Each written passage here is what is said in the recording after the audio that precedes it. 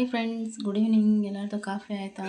ನಾನಿವಾಗ ತೆನೆ ಕುಯ್ದು ಬಂದು ನೋಡಿ ಇವಾಗ ಟೀ ಇಟ್ಟಿದ್ದೀನಿ. ನಿಮ್ಮದು ಟೀ ಆಯಿತಾ? ಬೆಳಗಿಂದ ಕುಯ್ದಿದ್ರೆ ಕುಯ್ಬೋದಾಗಿತ್ತು ತೆನೆ. ಮಧ್ಯೆ ಒಂದು ಸ್ವಲ್ಪ ಹೊತ್ತು ಕುಯ್ದೆ. ಆಮೇಲೆ ನಮ್ಮ ಮಾವ ಚಿಕನ್ ತಗೊಂಬಂದಿದ್ರು.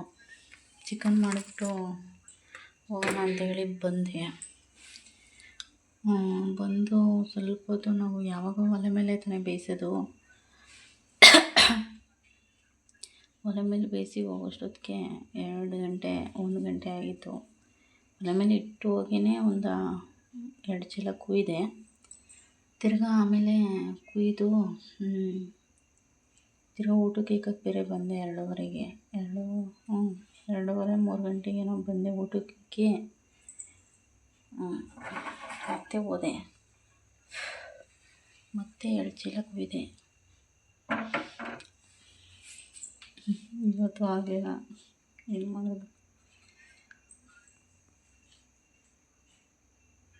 ಇವಾಗ ಬಂದು ಟೈಮ್ ಎಷ್ಟು? ಇವಾಗ 6:30 ಆಗೈತೆ. ಇವಾಗ ಬಂದು ಮೇಕೆ ಎಲ್ಲ ಒಳಗೆ ಕಟ್ಟಿ ಮೇಕೆ ಎಲ್ಲ ಕಸ ಎಲ್ಲ ಗುಡಿಸಿ ಇವಾಗ ಮೇಲೆ ರಾಗಿ ಬೇರೆ ಒಣಗಾಕಿದ್ದೆ. ಅವನ್ನು ಎತ್ತಿಕ್ಕಿ ಟಾರ್ಪಲೆಲ್ಲ ಮುಚ್ಚಿ ಇಬ್ನಿ ಬಿದ್ದುಬಿಡುತ್ತೆ ಅಂತ ಹೇಳ್ಬಿಟ್ಟು ಟಾರ್ಪಲೆಲ್ಲ ಮುಚ್ಚಿ ಈಗ ಬಂದು ಟೀ ಇಟ್ಟಿದ್ದೀನಿ ನೋಡಿ. ಇವಾಗ ಚಿಕನ್ ಸಾಂಬಾರಿದೆ, ಅದಕ್ಕೇ ಮುದ್ದೆ ಮಾಡಬೇಕು.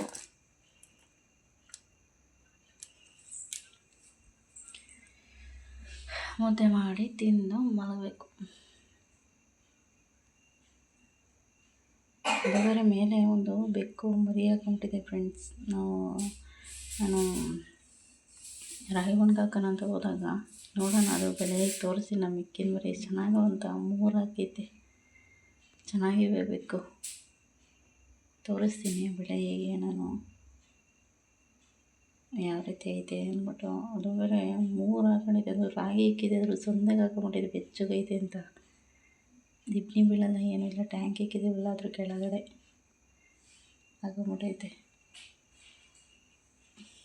ಬೆಳೆಗೆ ತೋರಿಸ್ತೀನಿ. ಓಕೆ ಫ್ರೆಂಡ್ಸ್, ನಾನು ಇವತ್ತಿನ ಲಾಗ್ನ ಇಲ್ಲಿಗೆ ಎಂಡ್ ಮಾಡ್ತಾಯಿದ್ದೀನಿ. ಈ ವಿಡಿಯೋ ಸ್ವಲ್ಪನಾದರೂ ಇಷ್ಟ ಆದರೆ ಲೈಕ್ ಮಾಡಿ, ಶೇರ್ ಮಾಡಿ. ದಯವಿಟ್ಟು ನನ್ನ ಚಾನಲ್ಗೆ ಸಪೋರ್ಟ್ ಮಾಡಿ, ಸಬ್ಸ್ಕ್ರೈಬ್ ಮಾಡಿ. Thank you for watching. Love you all. Bye.